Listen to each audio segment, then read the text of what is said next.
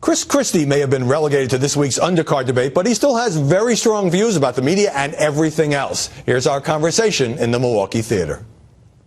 Mr. Christie, welcome. Thank you. You haven't complained about your media treatment or the debate rules. I know you're a shy and retiring guy. Do you think some of your rivals are a little too whiny on some of this about how they're being covered? Well, listen, I just don't think that's the way you win the presidency. I don't think you complain and moan about the rules. We all have to live by these rules, and I'm going to just go out there and do the very best I can and talk about the issues. What about media scrutiny? Media scrutiny. Donald Trump has complained. Ben Carson has complained. Yeah, well, they're new to this. Both of them. I've been through two very tough campaigns in New Jersey. I've been an integral part of Mitt Romney's campaign for president in 2012 and was his keynote speaker. I've seen the scrutiny before myself and on others that I've been close to. This is what it's like to run for president of the United States, and it's time to buck up and deal with it. You got an amazing reaction to that speech about drug addiction in New Hampshire, talking about your law school friend who had that long descent and then died.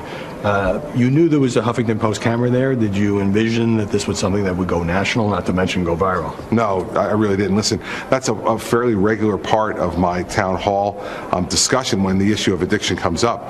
And so, no, I didn't anticipate it at all, but I'm really gratified by the fact that people are really plugging into this issue because it's a huge issue for our country. This can happen to any family. I know you don't subscribe to the New York Times, but its editorial page says you should quit the presidential race. You're running a vanity campaign. And there was a Quinnipiac poll saying you're at 8% or fourth place in your home state of New Jersey. Does either of these two things concern you? No, in fact, the New York Times is a badge of honor. They've never been for me. They never will be for me because I don't carry their liberal banner into national politics. And as for everything else, my view is when the New Jersey primary comes in June, I'll win it. We heard it here. It's on videotape. You were once the media's favorite Republican. Back in 2012, you got a lot of positive press. You were the blunt-spoken, tough-talking governor. Then, of course, came the George Washington Bridge mess. And were you surprised at how harshly much of the media turned on you? Well, what I was surprised about was how quick to judgment they were. And as it's turned out, everything that I said the day after that incident, after 3 different investigations, it turned out to be absolutely true. And the media who were attacking me and convicting me of something awful turned out to be wrong. But I haven't gotten the letter of apology yet. But you're not going to get one. That's the way this business works. And so, does this include an organization whose initials are MSNBC? Yes, it would, and the New York Times and lots of others. But it's like the first question, Howie, that we talked about. People don't vote for someone for president of the United States who kicks dirt at the umpire and who's moaning and complaining. What they want is someone who's going to talk about the things they're concerned about and is going to put forward solutions to help to fix their problems and to help make their lives a little bit better. And that's what I'm going to do running for president. I'm not going to worry about this other stuff. Just to clarify, you're not saying that the Bridge scandal was not a legitimate story to cover. I mean, after all, 3 of your associates ended up indicted. No, the rush to judgment. The rush to judgment was. And the intensity of the coverage. Remember something, and one of the media organizations put this out, there were 30 to 40 times more airtime spent on that than there was on the IRS scandal. I think they have an agenda. I know they have an agenda.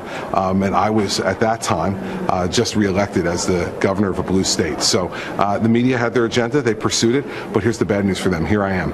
Running for president, and I'm going to win the Republican nomination for president. So why do you think there's so much emphasis this year, this cycle, on people who have never held public office, people who have never been part of the political game, and the people who are senators and governors? It's almost like their experience makes them, quote, insiders. Well, I think it's an anger and a frustration towards Washington, D.C. I mean, let's face it, especially among Republican voters. We gave our party the House in 2010.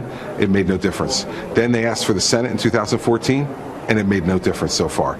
The fact is, our voters are very angry and very frustrated with the Washington, D.C. culture. The good news for them is that I'm no part of the Washington, D.C. culture. Never been down there as an office holder. You visited. I visited. That's about it. I've been to the Lincoln Memorial. But the fact is that they want someone who not only is not going to be part of that Washington culture, but also someone who has a record of getting things done. And I think in the end, when people start to vote on this, they're going to be looking at the nation's governors as an example. Governor Christie, thanks very much for joining us. Great to see you.